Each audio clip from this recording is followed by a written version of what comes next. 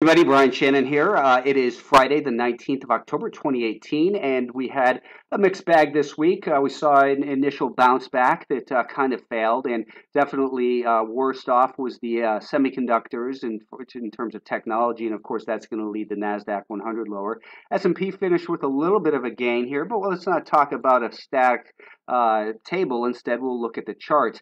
By the way, tomorrow I'm going to be presenting Do You VWAP is the name of the presentation I'll be giving for the trade ideas tomorrow. So if you go to alphatrends.net and see this blog post with this video, that's where you can sign up for it. There's a lot of other great presenters there as well, and it's a free day of education that will be live streamed for free, basically. So here's the S&P 500 on a 65-minute chart. Each one of these candles represents 65 minutes of time, which means there are 6 equal candles per day. Now, if we take a look at the October high, and what I've done is put a volume weighted average price on that, we can see we initially found resistance in the first part of this month, and then again this week we saw it almost hit exactly as the resistance level where sellers came back in. Now, the volume weighted average price from the low has a lot of emotion with it as well, so that's a level that we want to measure. And you can see we're kind of dancing on it here, and we've tested it twice in the last couple of days. It seems likely to me that next week we will break down and go on to test these lows. As I've been saying, I think the best scenario would be for it to kind of come down quick, maybe bounce a little bit, make a little bit lower low, and then see if we can bounce up. But the bigger picture is this market has not seen this type of selling in a while, and it's certainly done a lot of damage. As we know, we had gone from a period of higher highs and higher lows, and then as we got back below that 5-day moving average at the beginning of this month, and that 5-day moving average was declining, I had said that we're looking at this market as guilty till proven innocent, and that is the type of scenario that you don't expect to see happen, but that's why I look at it with an eye of suspicion and guilty till proven innocent. Now we're starting to stabilize again, but I think that the more likely scenario is we do break these lows. And, I'm not here to predict a bigger trend reversal. We've got this trend line that's been intact since mid-16 or so.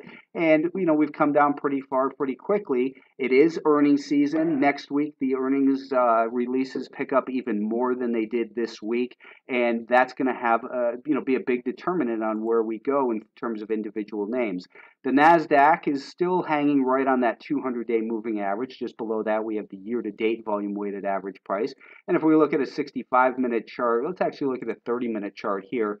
This is what I had drawn in for, a video I think I did for subscribers on Thursday saying it looks like maybe we're going to see a tightening of this range and that it's more likely to break down than we are to reverse higher. So be aware of that. Again, there's still pressure in these markets.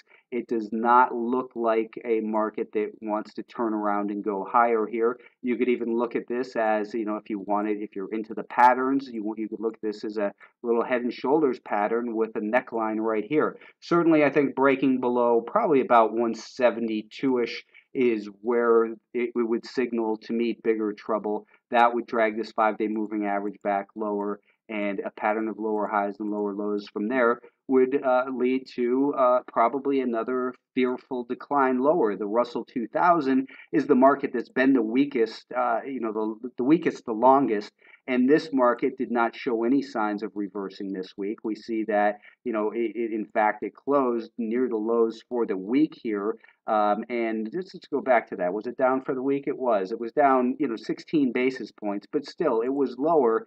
And when you consider the magnitude of that bounce, remember that big bounces occur in downtrends, and you don't trust the rally attempts when we have a declining 5-day moving average.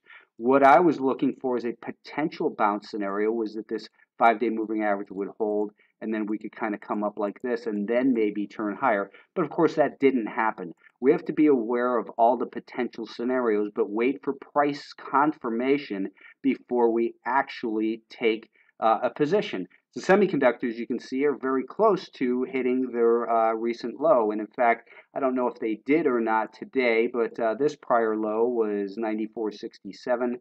Today's low was 90. where is it? 94.68. So we came within a penny of those lows. I'd like to see it take that out and maybe even go a little bit further. The problem with the semiconductors is that this looks like here we had a beautiful stage two uptrend, higher highs, higher lows, all the moving averages turning higher. Then we saw distribution. We didn't know it was distribution. We knew it was uncertainty as those moving averages were crossing back and forth. It could have, just as easily, or would have had bullish implications if it resolved to the upside.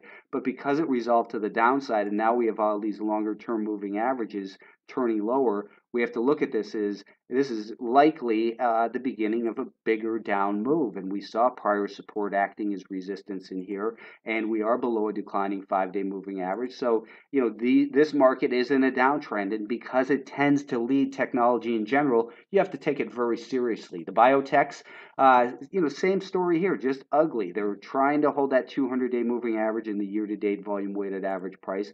The weekly time frame, we've got a bigger trend line that maybe we'll test next week. If we pull down towards this 107 level, that's a potential area of support. And we only know after the fact. So until it goes down there, we call it a potential level of support, or we call it a level of interest. The level of interest I talk about all the time. And what I mean by that is that's where we want to take a look at it on a closer time frame to see if it is something that we in fact do want to get involved in. The financials, the weekly time frame, they're still kind of bouncing on that trend line we spoke about last week. Down to the daily time frame, it looks like a bearish flag. I was pointing that out to subscribers this week, and it just looks ugly. So, here's the volume weighted average price off of this low. I think that the bearish, the more bearish scenario here would be, maybe a gap higher. People get excited over the weekend about owning stocks again, and then maybe we fail. So continue to keep your guard high. Stocks are in trouble. Take it seriously. It only ends badly for people who don't have a plan.